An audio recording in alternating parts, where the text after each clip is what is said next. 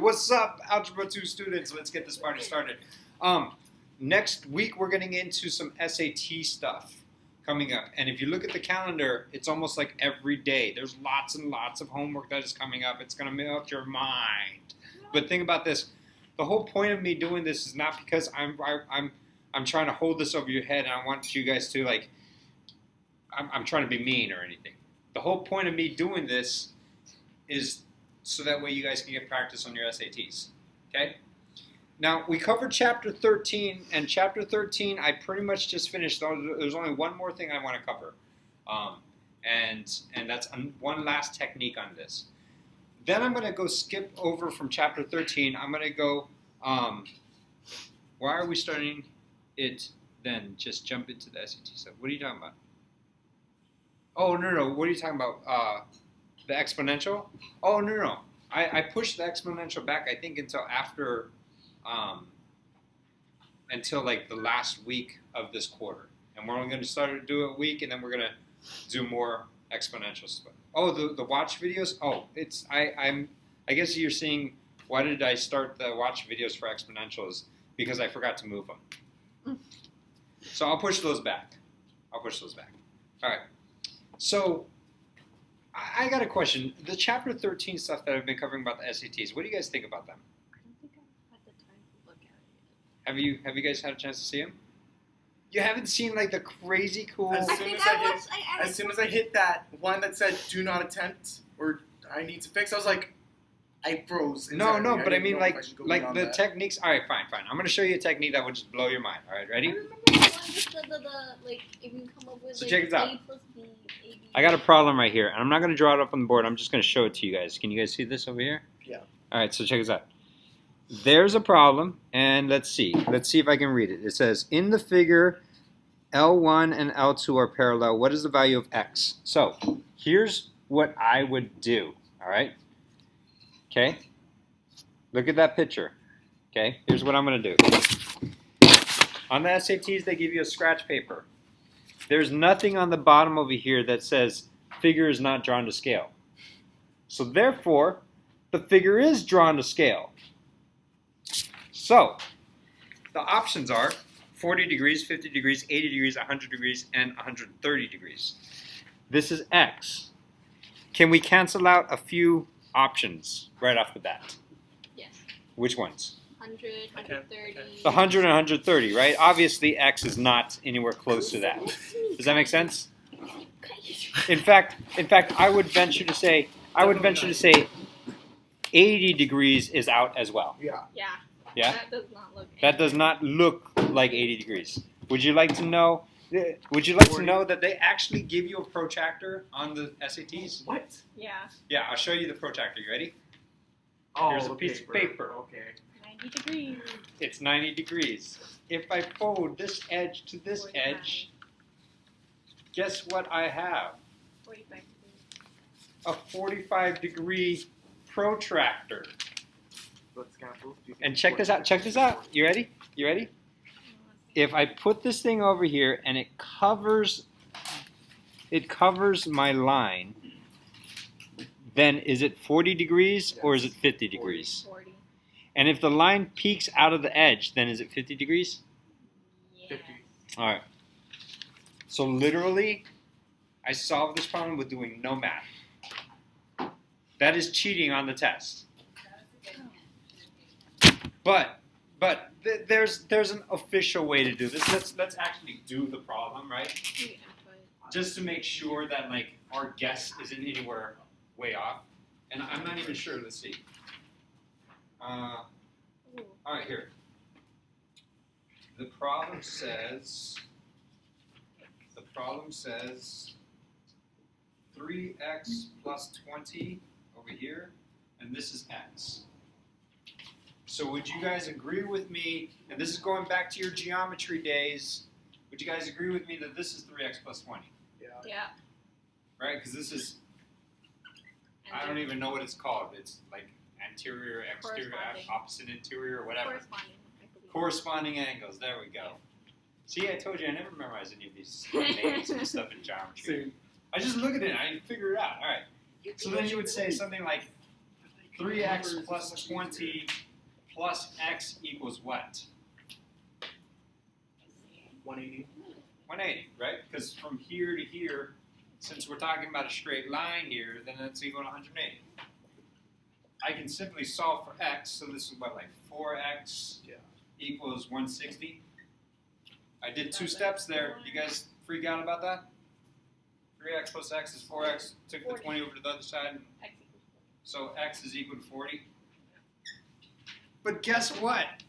I got that answer using a piece of paper that I folded in half. Don't even have to fold it. No, you should fold it in half because that will give you a 45-degree angle, my friend. And guess what? Say that you don't. Oh, but Mr. Daldy, they want me to have a, let's say, not a 45-degree angle. Let's say like a 65-degree angle. How would you do that? Okay, all right, fine. You ready? You ready? 2 pieces of paper.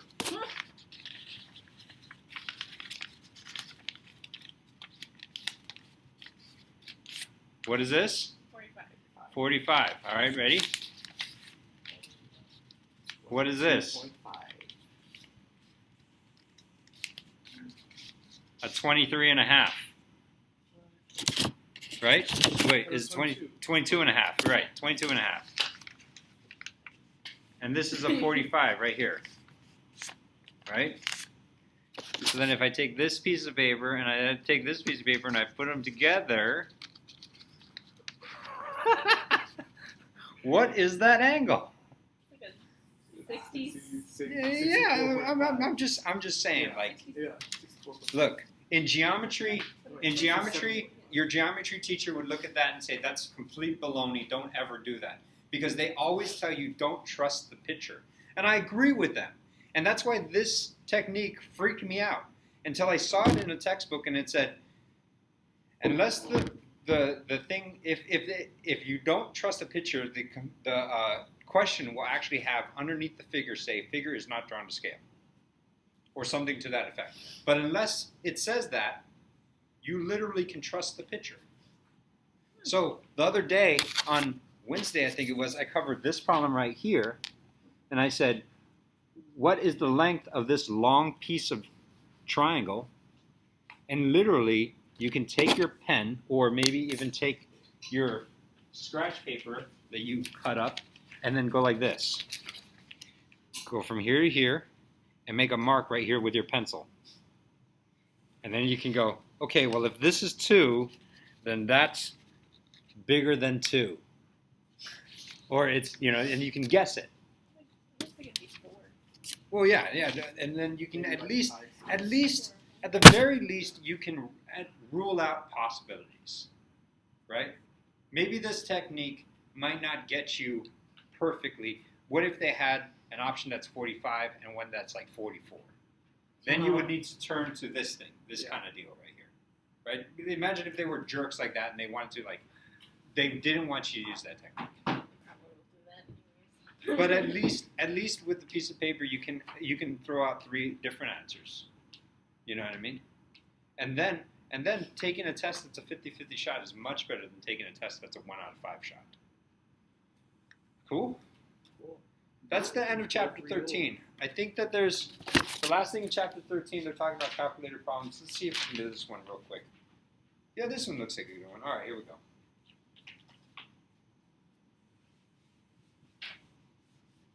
Let's do this problem. Ready?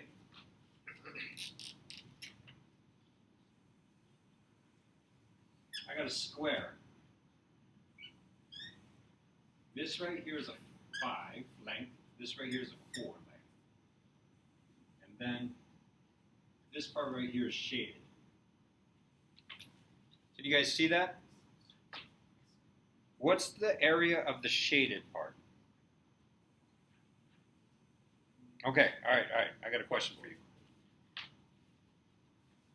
The options are 4, 6, 8, 9, and 10. Okay? What's the area of the whole darn square? It's 16, right? Because it's a 4 by 4. Yeah. So 8. I'll say 8. is this half of that? Not No, that's like quarter or a third. So it's not half of the square. This doesn't take up half the square. Okay? Then all of these options are out. Right? Yeah. So now you actually got to figure out what the answer is. You have to guess it from there, but at least you ruled out 3 of them. Just by looking at it and saying, no, it's not even half. Now, how do you figure this thing out? Yeah, we're talking about the shaded area. Hypotenuse and the Alright. trigonometry, right? I see a triangle. Yeah, you use the. This guy's 5. Oh no, it's What not. What is this length it's right here? Not. That's 4. This is 4. Yeah. What is this length right here? It looks like it could be 2. It's x or Not 2. a b b. 1. You're talking about a squared plus b squared equals c squared? Yeah. Lucas got it. Would you like to know why? Wait. 3 times Because it's the 3. 3, 4, 5 triangle, the one I told you guys that you guys would definitely see. In fact, it's the one that on Wednesday I literally told you I'm going to mess with you and show you a 3, 4, 5 triangle, and none of you guys will recognize it. Apparently, Lucas did. Good job, Lucas. All right. 3, 4, 5 triangle. So now how do I find the area of a triangle? Base times height. 3 times 4 divided by 2. Half of the base times height. And the base is 3. 6. So we got 3 times 4 is 12. Divided by 2 is 6. So the answer was 6. It's close. But literally looking at this problem, boom, boom, boom. Gone. I didn't do any calculations. I didn't do any kind of things. Now, if they pull a pump move and say, figure is not drawn to scale, then this kind of goes out the window. But there are problems on the SAT or the ACT or the new SAT or whatever, TT or whatever, or the EOC, that they have problems that where the figure actually is drawn to scale. And in those cases, you can actually use these techniques. And you would think, oh, those are dumb techniques, man. I could have figured that out. Yeah, but maybe nobody actually gave you permission to do that, right? Nobody teaches you that. I'm giving you permission to cheat on the test. You actually have a protractor on the test. You didn't know that. You actually have a ruler, too. See? Here's 8 inches. Here's 4 inches. Here's 2 inches right here. If I pull that in half, there's 1 inch. I can get a bunch of these and figure out exactly what size I want. Oh no, I'm sorry. You're right. It's not 8 inches. It was actually 8.5 inches, right? It's a regular piece of paper is 8.5 by 11. And they always give you scratch paper on tests. Even the computer-based tests, you can raise your hand and say, "Can I have some scratch paper?" They usually give it to you at the door when you walk in. What is that? When I took like one like they just give it to you already. Although on some of the more recent tests that I've taken, and they're not SATs or ACTs, these are like teacher standardized tests, they give you a little whiteboard. Oh. Because they're punks like that. Probably because they figured out these dumb tricks that we do. But don't think they figured out how to do that on the SATs yet. Wait, but like if you do have that, then you can just make a right triangle and draw from one corner to the corner of the paper. Yep. Well, there's usually some rounded ones. Yep. It's like Oh, round one? That They sucks. give you free. You know what I should do one day is I really should actually just kind of like sit down and actually do a bunch of origami, and then like fold the paper in a special way, and then open it up, and then you can actually have all the lines and just be like, here's all the angles. Well, you can do You just that. be like, Basic. SAT cheat origami. Well, most Published days- by- Just walk into class to the SAT test with like a crane. No. You can't. Ready to go. You're not allowed to bring in your own stuff. But the teacher says go, and then what you can do is you can. Right here. It's my lucky. No, the teacher says go, and what you can do is you basically start by folding a crane or you something can, like that. Not like the basic. Most And then of you the- open it up and you're like, ah. Most of the basic like starting things for origami are just folding the square paper in half. All right. The halves lengthwise and then by corners. Grid in strategies. Okay, Yeah. grid in strategies. Here's what I would have to say. Grid-ins are questions that are not multiple choice. And those are on the SATs. I think those are also on the ACTs. I did find out more about that new SAT that you guys are telling me about. Yes, you're right. This year they are changing the grading style. The SATs are actually not marking you off for any questions you get wrong. What? They used to mark you off for questions you get wrong. And the ACT is the other way. The ACT doesn't care what you get wrong. They just only care what you get right. And then they skip over the ones you get wrong. And so I used to tell all my students, don't ever leave anything blank on the ACT, right? Because if you guess and you're not going to get penalized for getting it wrong, then why not guess? Yeah. But if you leave it blank, Garens will Barons, wrong, right? On the SAT, I used to tell people, don't guess. If you can eliminate one answer, then you're allowed to guess. But if you completely don't know what you're doing, don't guess. The SAT this year has changed it so that they're grading just like the ACT. The problems, the techniques that I'm teaching are the same. Okay? These ideas are still the same. They didn't change math. Math hasn't changed for the last 400 years. Or at least the math you've learned in high school hasn't changed in the last 400 years. In fact, to be honest with you, I've been studying math for almost 20 years, and I still haven't studied math that has been, I'm only now studying math that has been invented in the last 400 years. It's pretty amazing what they invented way back then. It blows my mind. So, do you guys understand the shift, the paradigm shift? For the SATs, you are now allowed, I'm giving you permission to guess. However, don't take that as a blanket statement to say, okay, well, I'm just going to go in and speak A, B, C, D, A, B, C, D, A, B, C, D, A, B, C, D. No. Literally, what I do when I take a test, and maybe this might be a waste of time with the computer-based test, I don't know, but when I take a test, when the teacher says go, or when the person who's testing me says go, I write the numbers 1 through 60, or 1 through 100, or whatever, on my paper, on my scratch paper. And I don't start the test for another 3 minutes until into the test. I don't even open the test book. I just write down all of these things. And I write down all the formulas that I think I'm going to know. I might need, like the quadratic equation. They don't give that to you. So I write that down on my scratch paper.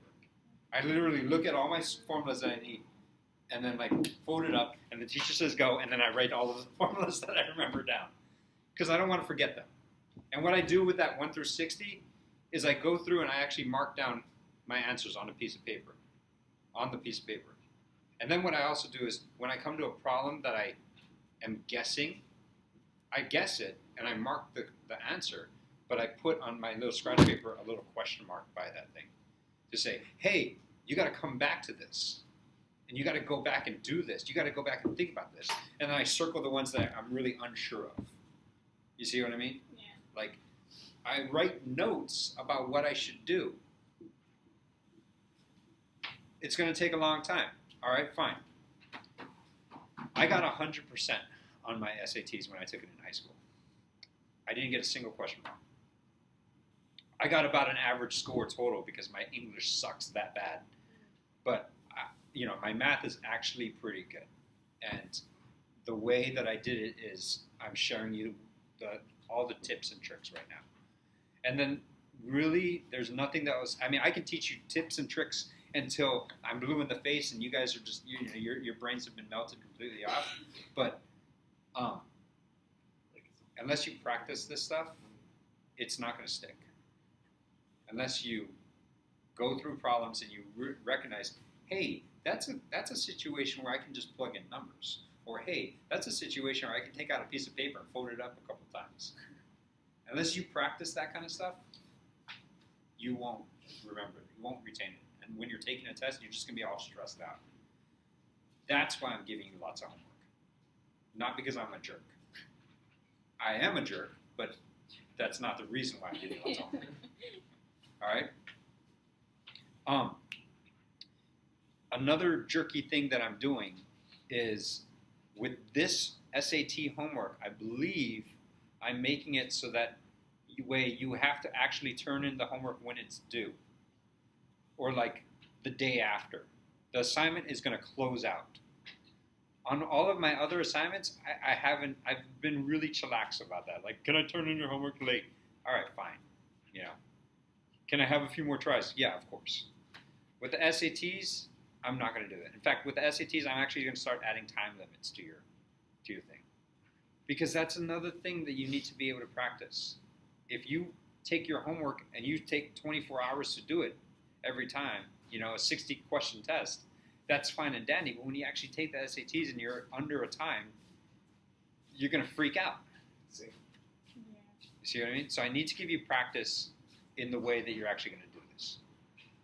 This is why I'm being such a punk. All right? So we did chapter 13, which provided a lot of. Am I expecting to get a really high scores? Or am I expecting you to get a really high scores on a 60-question ACT test? Well, I'm going to give you 2 practice ACT tests to try out your skills, and then the main reason why I'm actually requiring you to do these tests on time and turn this in on time is because I'm going to go over all the answers in the thing. So I can't have you turn it in late if I went over all the answers. Does that make sense? But I want class to start to say, hey, you guys tried the ACT test. Let's take a look at the ones you guys really sucked at. Cool? All right. I'm going to jump over from chapter 13 to chapter 16, because chapter 13 was teaching you guys some techniques about how to deal with multiple choice tests, how to do some, what do we call them? Some substitutions, how to do some, the symbols, those things that might freak you out. I showed you how to do that. How to cheat like this, teach you guys techniques. What I'm going to do in this next chapter, in chapter 16, is I'm going to teach you the 10 most jerk things that test takers do to mess with you. Because if I can show you... With other test takers? No, not test takers. Oh.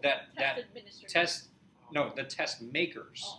Oh. I'm going to show you the 10 things that the test makers do to just mess with you, because they're punks. Not because they're punks, really, it's because they can't have everyone get a perfect score.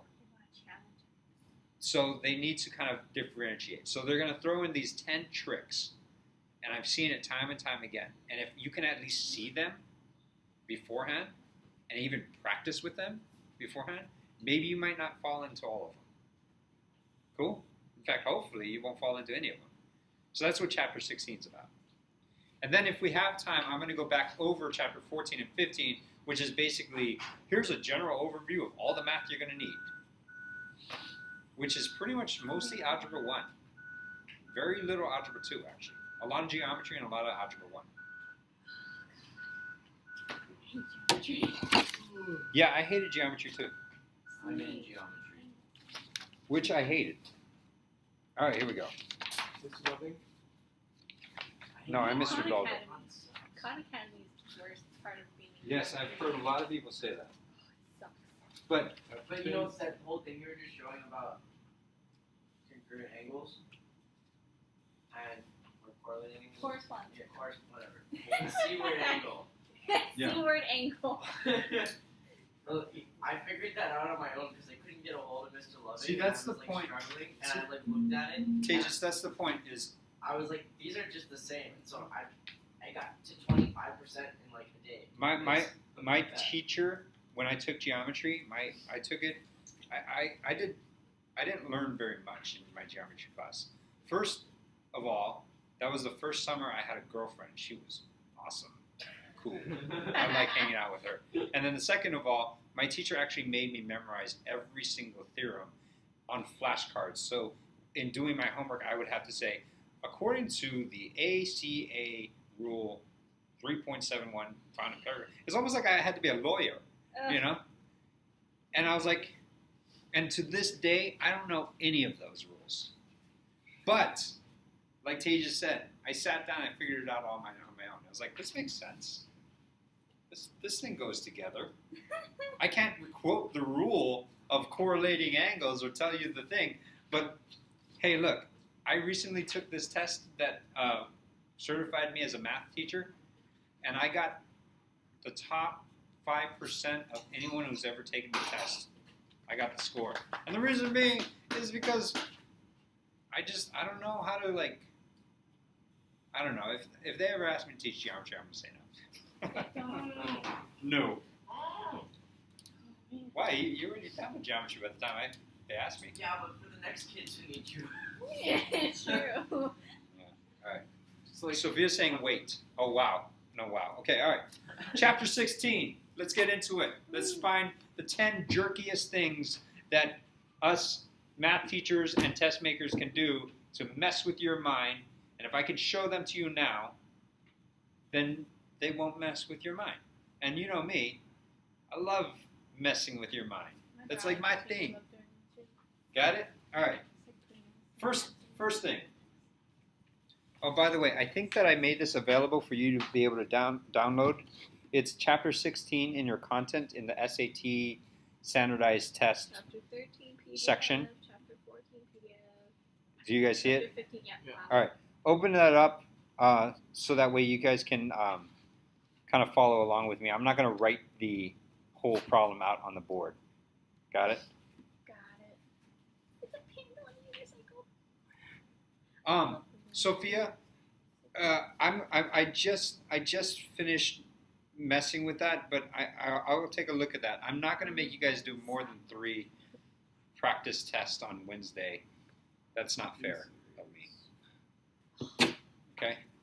Greatest one always gets yeah. I'll be honest with you. I hope that you've from your experience with me, I hope that you've realized that I'm a reasonable teacher. I'm hard, I'm mean, but reasonable. And if you ask me for help, I'll move things around for you. Right? I think everyone would pretty much say that here. Especially my chemistry students, they're like, dang, chemistry's so hard. And the subject is teaching is so hard. It's easy. But I'm reasonable. Right? You didn't take chemistry. I did. I took it last time. Yeah, you did. I remember. Yeah, you took them. It's like my biology teacher. Alright. He did this to one of his classes. He gave him a test and he made the Oh, test. all This the comes same from answers. our in our class. Just Our nice. class has a standardized test section, and this is chapter 16 in the standardized test section. It's in the contents. It's a PDF. Anyway, I'll read you guys the problems, and then you guys can go back and watch the video and actually look at the things. All right. Here's trap 1. Number 1. It's talking about percent, increase, and decrease. This we do to mess with you. My initial answer is be very careful with this. Don't go with your gut feeling. Oh. All right. Sammy purchased a new car in 2000. 3 years later, he sold it to a dealer for 40% less than he paid for it in 2000. The dealer added 20% of the price and he paid and resold it to another customer. So let me write some stuff down. New car. And then 3 years later, it went up by 40%. Or he sold it. Oh, no. It went down by 40%. It's 40% less. Then the dealer added 20% of the new car he paid for to another customer, so up by 20%. The price of the final car, or the final price that the customer paid for the car was what percent of the original price Sammy paid back in 2000? The options are 40, 60, 72, 80, or 88. Okay, here's what most people would say. They would say 80. 72, right? I say 40. Do you guys agree? 80? 60. No, I mean, 72. do you see how? Well, Yes, he's only increasing from the 60. the way I would get 80 is I would say 100%, is 60. and then you went down 40%, so you sold it for 60% up, and then you went 20% up, and so that gives you 80. Right? And that would be your gut reaction. And your gut reaction would be stupid. My gut reaction got it. Right. Your gut reaction. All right, okay. So, remember what I said about percentages? There's like a trick to them. Maybe you guys didn't watch my videos before. What is the trick? Do you know? Goes down Lucas 40, got it. once it goes down 40%, that's the new 100% if they're adding another. Right. percentage. No, you don't. You're not hearing the trick. All right, let's. I'll show you the trick. I'll tell you the trick. Okay. Lucas says use 100. All of these numbers are so abstract. Let's pretend that the car cost $100 in the year 2000. I know that that's stupid, but we can choose it to be anything we want. Let car be worth $100. Got it? That's a cheap car. 3 years later, he sold the car for how much money? $60. The reason why I chose 100, Emma, even though it's like that's a dirt cheap car, he must have bought like a Honda Civic, and he said it was new. You don't actually, you're not even a Honda Civic. You must have bought like an electric car or like a moped or something like that. Not even a moped. You can't Like even- a battery powered scooter. This is like a No, something a with the bike that they lawnmower. used to. Yeah, no. This is a Lawnmower. model car, right? Yeah. All right. So let's pretend, but I don't care what kind of car it is. Let's pretend it's 100. And you go down. Then the reason why I chose 100 is because 100 is a nice deal when you talk about percentage. If I'm talking about going down 40%, I sold it for $60. Yeah. Plus 100. And then the dealer marked it up by 20%. But he marked what by 20%? The 100 or the 60? The 60. That's how much. So what is 20% of 60? 12. Do you know how to do that? You have to do percentages a lot in your head when you're talking about like Yeah, taking the okay. tips and all of that kind of stuff. Do you guys all know how to take 20% of 60? It's because You just multiply it by 0.2. Oh, I've divided. Or Divided by five. what I like to do is this, 20 over 100. Or actually, what I really like to do, and this is how I actually do it in my head, is I say, well, what's 10% of 60? $6. So what's 20%? $12. Oh, that makes sense. So the dealer marked it up by $12, giving you $72 is how much it's worth. Oh. Okay, I get it now. Good job, Cody. So what percent 70% then. right You're is so smart. so it's 72%. That's the percent. Okay, that makes so much more sense now. Does that make sense? Yeah. So the trap is, here's the trap. When you're talking about percent increase, percent decrease, that kind of stuff, if there's more than one thing that they go through, process they go through, usually your gut reaction is going to be wrong. And that's the trap that they do. And 80% of the students will choose 80%. And they'd be all wrong. And then the test makers would be like, sweet, I got those idiots. Right? But you're not going to be one of those idiots. Got it? Like, Okay. oh, Captain. I hope somebody gets that. All right. That's Starbucks. Yeah. Jerky thing number 2, weighted averages. This one's important too. All right. I actually get this problem a lot, and this is a very practical problem. Here's the thing. I was a terrible student, and I really was. This is a true story. I was a terrible student. Tejas was. I had a very poor GPA, right? And the students come up to me and say, "Oh, Mr. Dalde, I got like a 2.0 for like my freshman, sophomore, and junior year. But hey, guess what? Guess what? On my senior year, I got a 4.0. So doesn't that average out to be a 3.0? Right? Because if I got a 2.0 and a 4.0 and I average it, it's a 3.0. Because 2 plus 4 is 6, divided by 2 is 3. Right? Well, and they're like, and then I can graduate magna cum laude or cum laude. I don't know the difference. I think magna is 3.5 and cum laude is 3, and yeah. And they're like, sweet. But I tell you, well, I hate to break it to you, but you screwing up your freshman, sophomore, and junior year means those hold more weight than that 1 year you did really good. So it's not going to average out. It's going to be a little bit below 3.0. That's why we have college hours. Does that make sense? And then they walk away and they're like, oh, okay.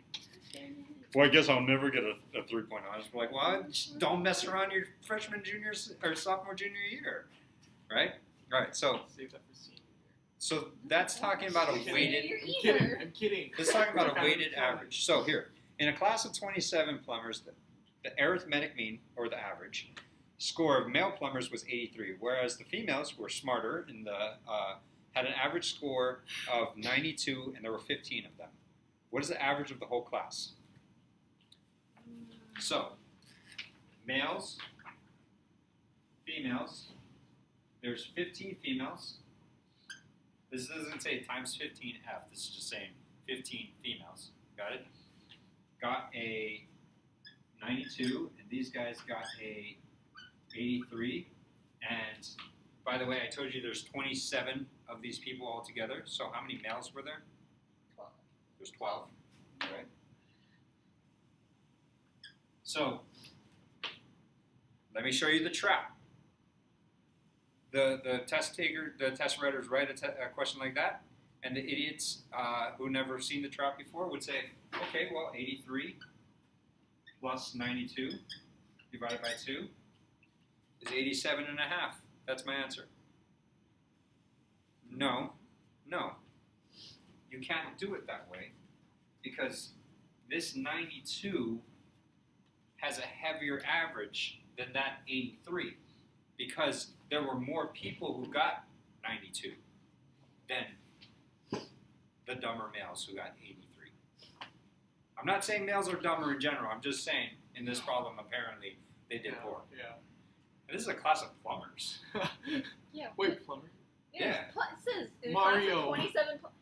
Yeah, I've never seen a class of plumbers where the minority was males. But whatever. Apparently, this is the equal opportunity test. That's cool. Brad would have to feel All right, here we go. What you do to weight the average is this. Sophia's saying you add 92 times 15. Yes. 92 times 15 plus 83 times 12. And then what do you divide it by, Sophia? Dose. 2? Wait, 4. no. 4? 27. Dang it. You divide it by those two numbers added together. It's just like writing 92, like when I asked about the 3 years of 2.0 and 1 year of 4.0, somebody put on the screen, oh, that's just 2 plus 2 plus 2 plus 4 divided by 4 years, right? Because those first 3 2's represent 2 for each year. Well, this 92 times 15 represents 15 92's and 83 or 12 83's, and then I divide it by everybody in the class. So I'm weighting the averages. Does that make sense? Yeah. So the average. Oh, by the way, I'm curious to know: is the number going to be bigger or smaller than 87 and a half? Well.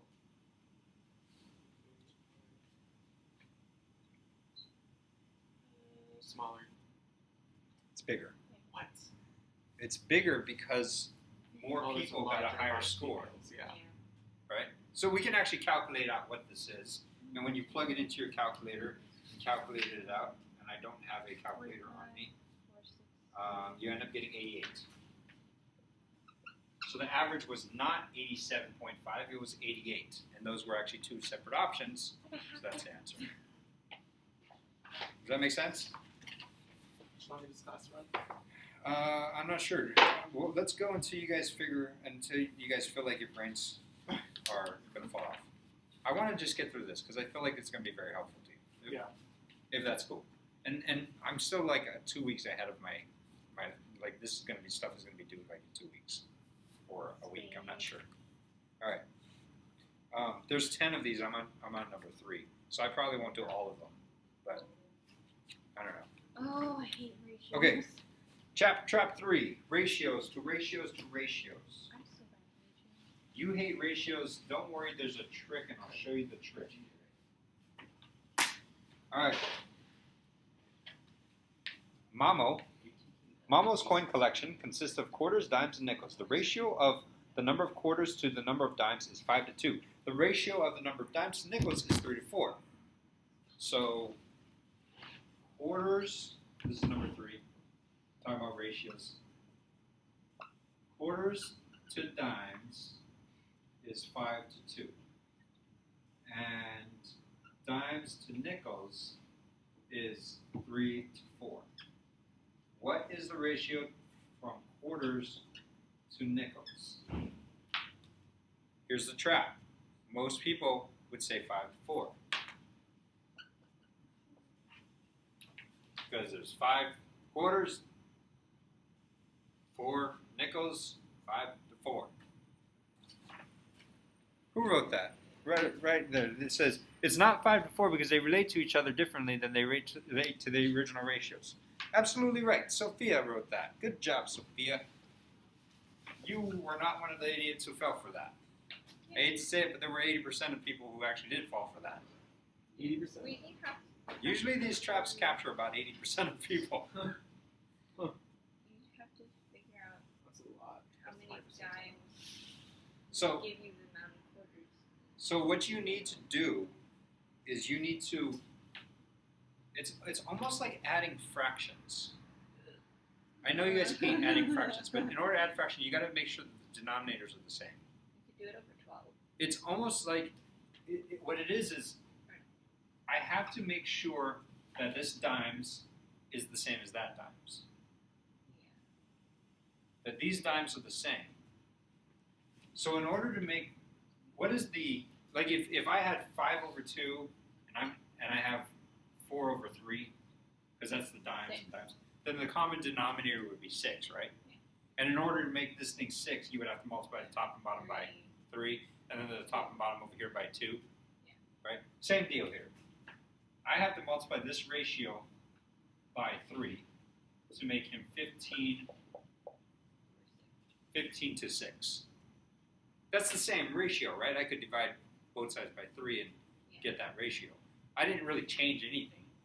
All I did was it's almost like multiplying both the top and the bottom of a fraction by the same number. You didn't do anything. You just made it look different. Yeah. You're still Emma. It's just this time you got blue hair. This one Anyway. has 8 colors. All right. For this deal right here, in order to make this number a 6, I need to multiply him by 2. Very good. So 6 to 8. Now that I have the same dimes, I can relate them directly. Oh, So then, quarters to nickels is 15 to 8.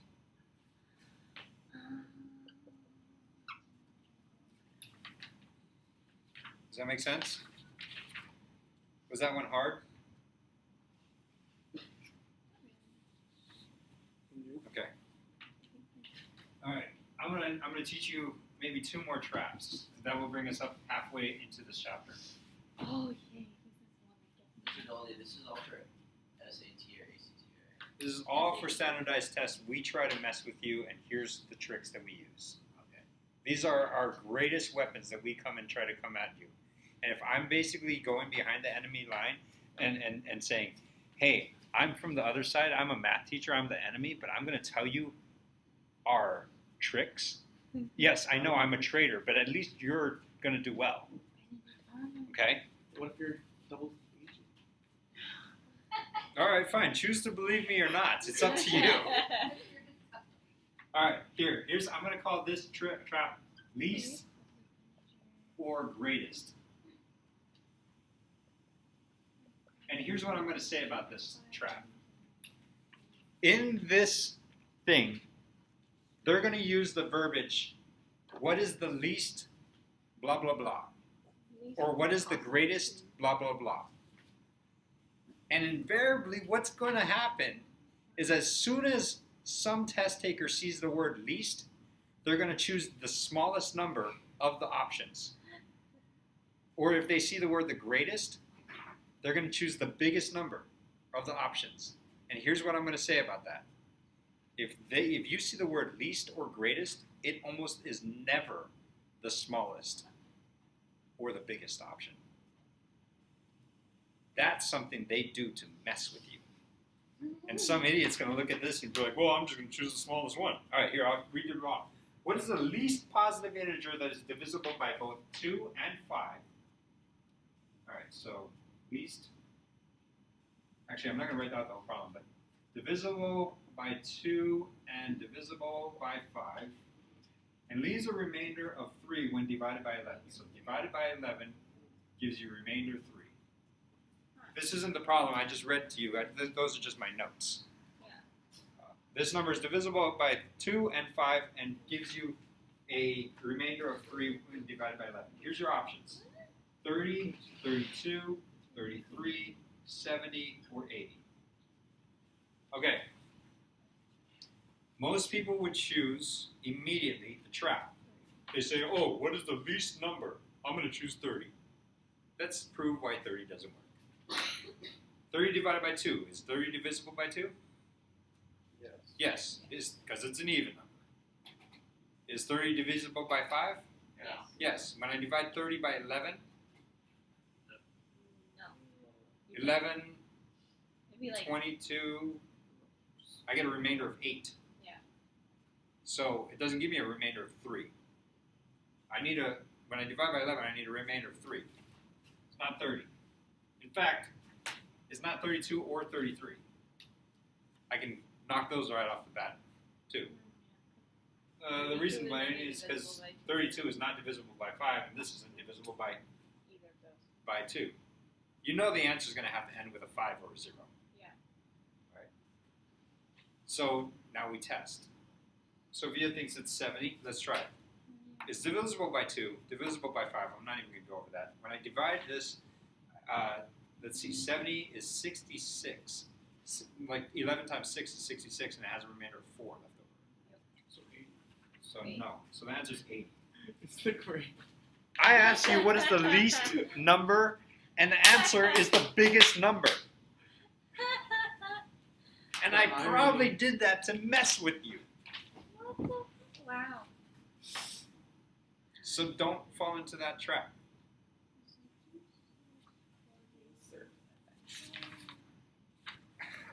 What is the least number? It's the biggest one. Oh yeah, because then if you have 80 divided by 11, and then you can do 73, and then you have No, you do 77. And then Then you have 77 is 3 away remainder from 80. of 3. Right. So that's something I can do to mess with you. All right. And I'm going to give you a few problems that I'm going to give you one of these problems where you'll have that trap. I thought we were doing the whole Cool. like, the little thingy. All right. I'm going to do one more, and then Bradley, you can go now. But I'm going to do one more, and then we'll call it a day. Sound good? Do you guys feel like this is actually helpful to you? Yes. All right. Especially this last one. 'Cause I wouldn't have gotten that. to class right now because I need this. Good job. All right. Good. You're actually paying attention, huh? As opposed to when you normally attend my class, you don't actually pay attention. All right. Here we go. Hey, hey, hey. We just did number 4. Percent of, percent less, or percent greater. That, we're going back to the percents. Oh gosh.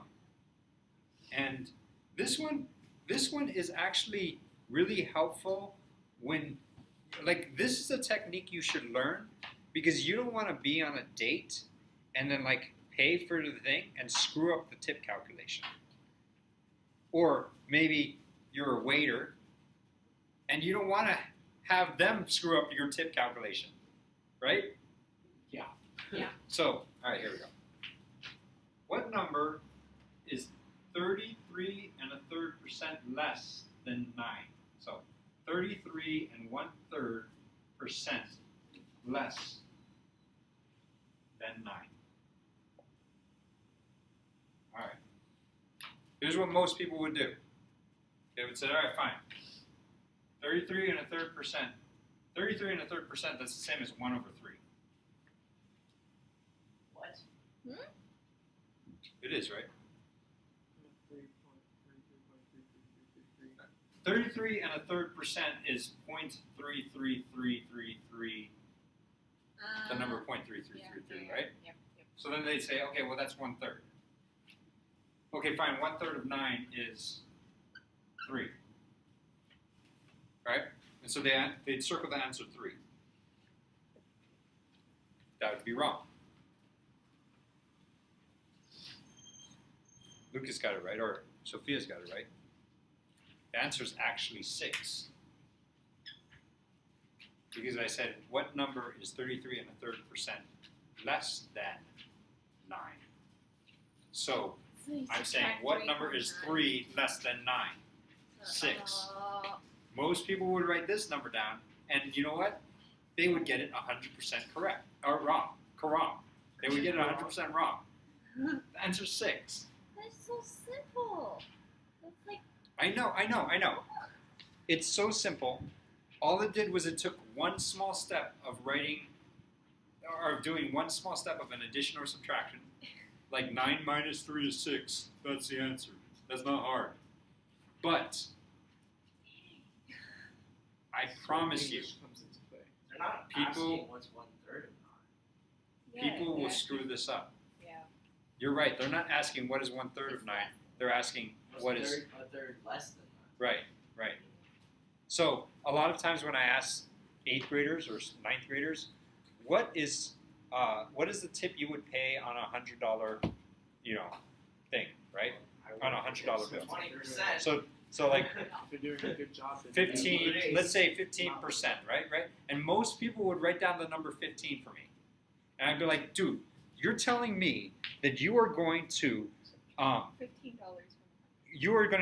they're going to give you the bill and you're going to walk out of that door leaving $15 on the table. They're going to send somebody after you, right? Because you A, didn't leave them a tip, and B, you shorted them $85.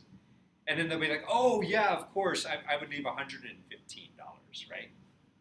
Because they would do stuff like this: 100 times 15% equals 15, right? I'm sorry, do people actually think like this in real life? No. I said like when people are learning this, we got like 9th graders. Yeah, and I can't really fault people too bad for this because tests are very stressful situations, and under very stressful situations, you guys easily make these kinds of mistakes. And I'll tell you where they put these things. They usually put these kinds of questions towards the back when you're just so sick of taking the test and you're So all easy way fatigued and you're like, oh, it says the word least, smallest number, right? Screw it, I'm done. I just want to get out of here. I want to eat. No, bring food so you can eat while you're during a break between English and math, so you're not all hungry. Get rest. Go to sleep by at least midnight the day before the test, so you're not all tired. And At least. At least midnight. What? yeah, I wish. that was always my rule. Whenever I took a test, I would always go to sleep by midnight.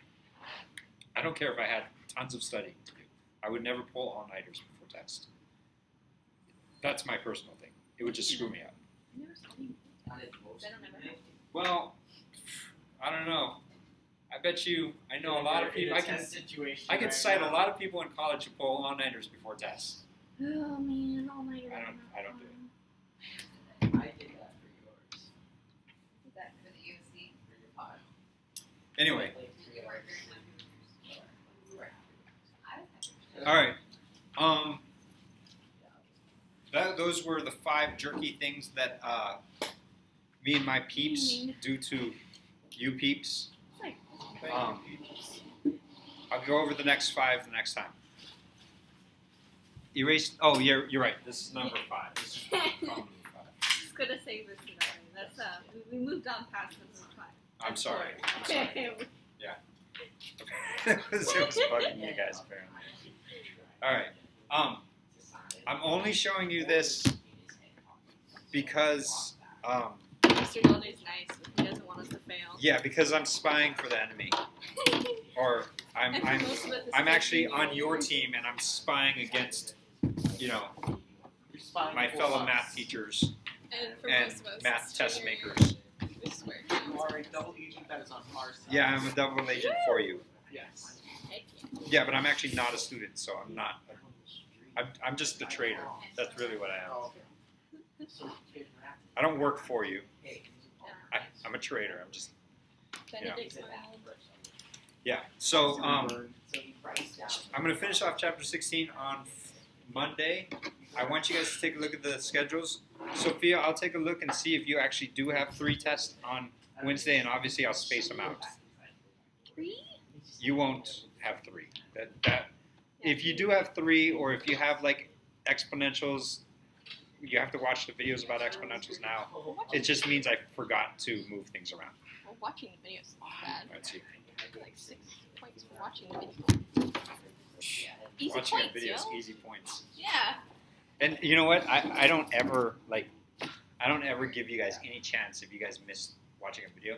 I put in fat zeros because I'm like, how are Watching you a not video. getting the points? They're right there. Like Give in me your graph. points. Just sit there for like 5 minutes and you get like 6 points. Easy Yeah. peasy.